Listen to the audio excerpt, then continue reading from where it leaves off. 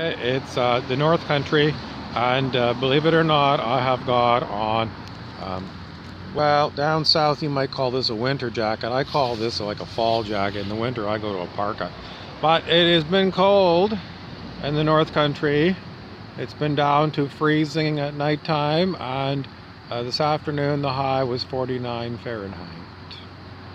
The sun was out, and it was lovely if you bundled up.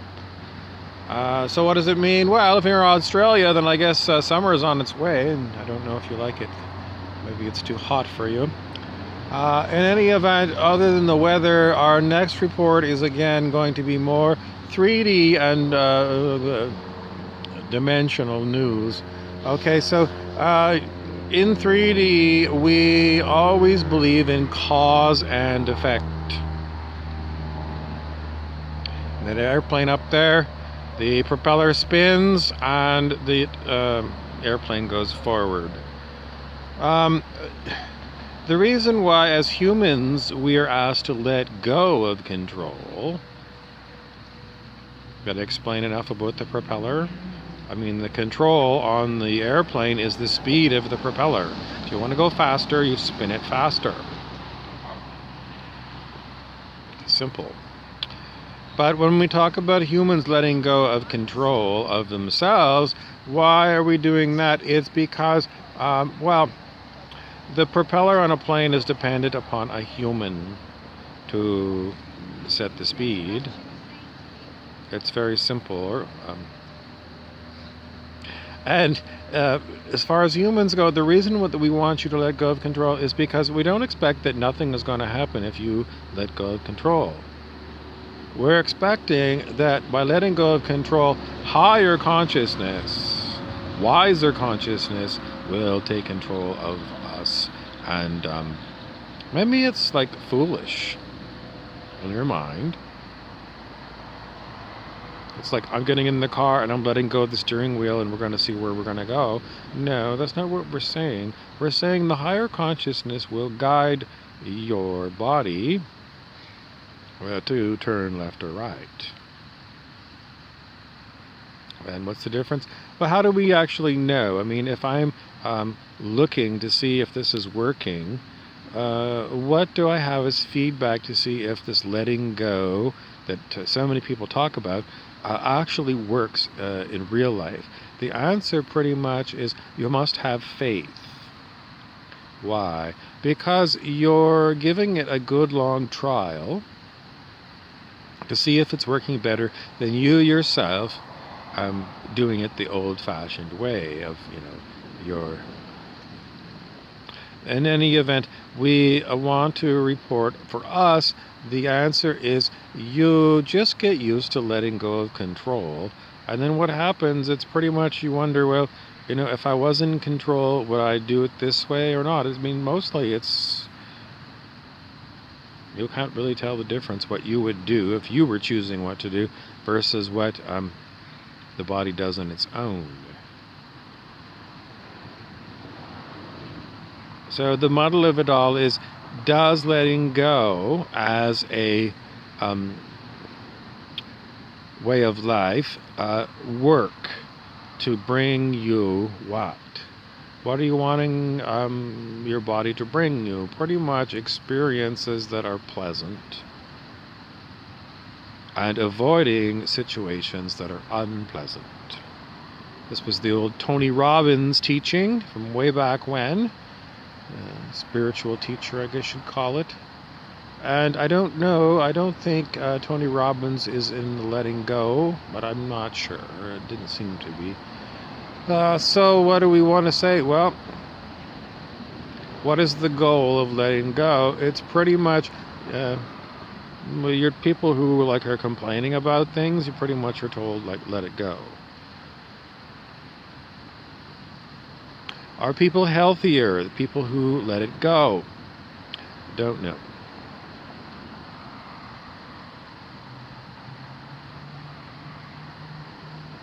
So what's the point about talking about letting go as this spiritual practice? The answer is it's an experiment to see if it actually works. If you let go, will you stay in bed all day? Or will you get up? Most people say it's pure laziness. It's a stupid thing. If you tell people to let go, then they're going to sleep all day. Then they're going to go and find something. Well, no. I guess the whole point of it is I'm giving up. I've decided I'm not going to give any more advice about anything at all. I'm going to simply report the news. The news today is it was a high of 49 and a low of freezing. Compared to the average where I'm living here, this is cold for early September. Not normal to be a high of 49 degrees where I'm now.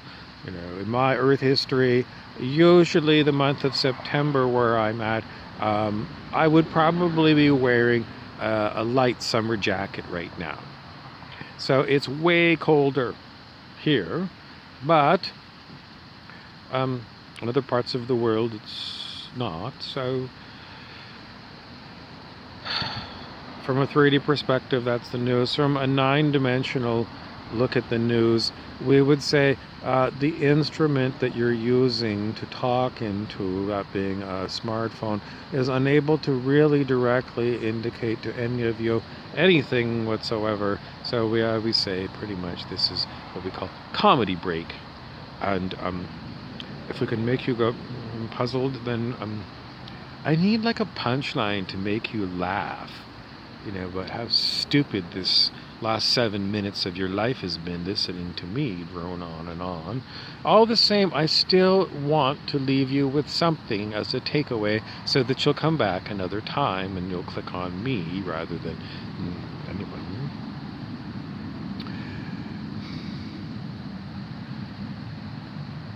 Anyone got a punchline? Punchline?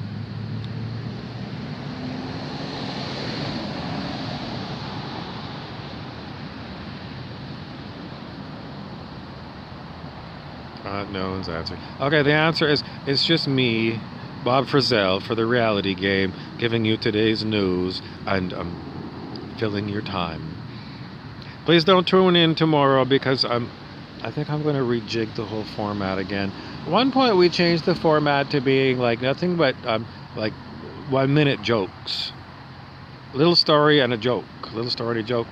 We did like 30 of them and we were promising to do 33.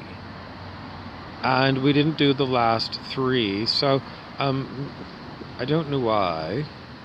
The writers went on strike and we got new writers, and then they didn't realize that the last writers had it set up. We were going to do jokes and they changed. This is what happened to one of my karaoke bars. During COVID, the old manager quit and they hired a new manager. The old manager had karaoke 2 nights a week. The new manager has decided that they don't want karaoke. This happened with the last manager. The last manager got rid of karaoke, and then later on, after like 8 months of no karaoke, brought it back.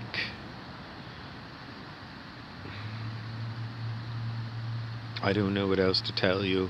Pretty much I liked going to that place for karaoke.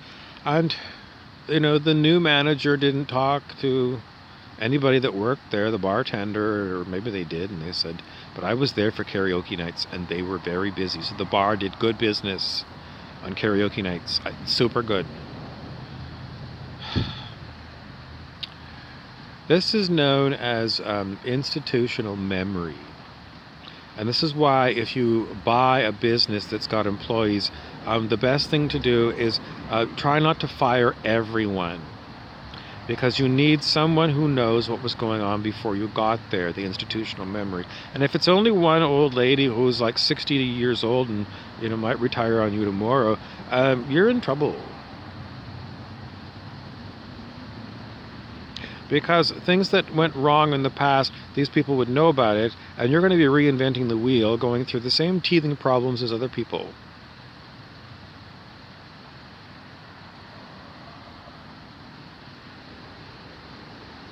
So try and hold on to your old employees.